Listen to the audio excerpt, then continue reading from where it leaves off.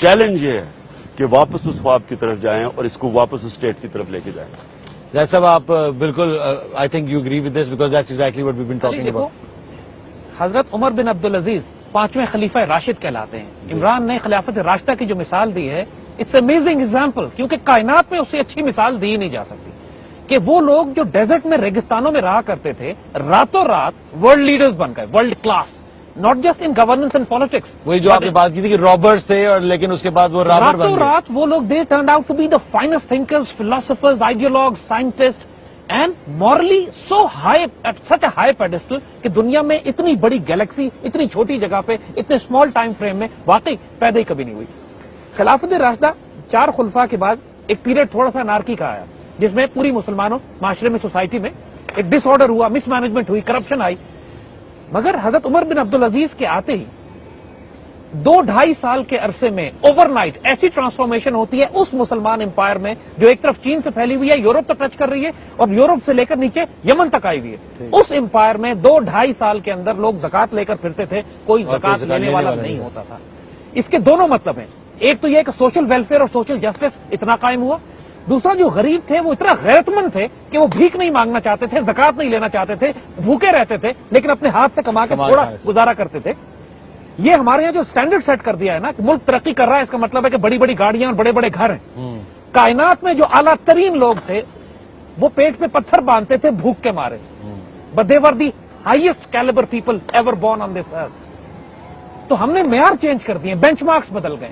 हमारा तालीमी निजाम जो है वो सिर्फ आपको यह सिखाता है कि अच्छी नौकरी तुम कहां से लेकर अच्छा गुलाम कैसे बन सकते हो। उसके इस पूरे तालीमी निजाम में कोई डायमेंशन है ही नहीं कि जो आपको डायरेक्शन दे, इकबाल बनाए, आपको स्पिरिचुअल इनलाइटनमेंट दे या आपको वो डिग्निटी और सेल्फ रिस्पेक्ट दे, क्रिटिकल थिंकिंग दे, वो क्रिटिकल थिंकिंग और सबसे बढ़कर इज्जत नफ्स दे कि यार उस तायर लाहूती, उस रिस्क से मौत अच्छी जिस रिस्क से आती हो परवाज में कोताही।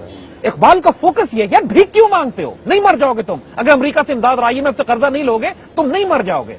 अल्लाह के फजल से इस मुल्क के एक एक पत्थर को ठोकर मारो तो नीचे से खजाने निकलते हैं, लेकिन अभी हम कहते हैं अल्लाह का शुक्र है कि जमीन के नीचे, क्योंकि अगर खजाने अभी निकल आते तो ये खा जाते सारे। एक मैं आपसे सब हजरात से ये जी जो जाहिद ने बड़ी अच्छी बात की। देखिए अल्लाह ने इंसान को हमें ऐसा अल्लाह ने जब अशरफुल मखलूकात बनाया है तो हमारे सब इंसानों में उसने इतना पोटेंशियल पैदा किया है, यानी कि हम कोई शायद 5% भी डिस्कवर नहीं करते इस पोटेंशियल, लेकिन वो पोटेंशियल निकलता कैसे है जब आप अपने आप को चैलेंजेस के सामने खड़ा करते हैं। अल्लाह ने जिस्म बनाया कि मैं अगर इसके ऊपर ज्यादा वेट उठाऊंगा तो मेरा बाजू तकड़ा हो जाएगा। उसी तरह जब मैं इंसान एक बड़ा चैलेंज लेगा मैं बड़ा इंसान बन जाऊंगा।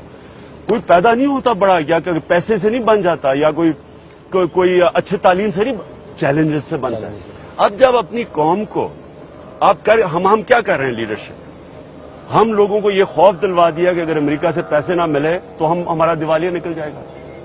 लीडरशिप, मैं एक टीवी प्रोग्राम पे जियो के बैठा हुआ था और मेरे साथ फेडरल मिनिस्टर बैठा था, तो मैंने उससे कहा ये नया जब ये अमेरिका यहां से लोगों को उठा के हम पकड़ा रहे थे, अमेरिका के पैसे लेके अपने शहरियों को डॉक्टर आफिया जैसे अमेरिका के हवाले कर रहे थे, मैंने कहा क्या आप अमेरिका से ये नहीं कह सकते कि हमारे शहरियों की भी वो राइट्स दे दे जो आपके अपने शहरियों के।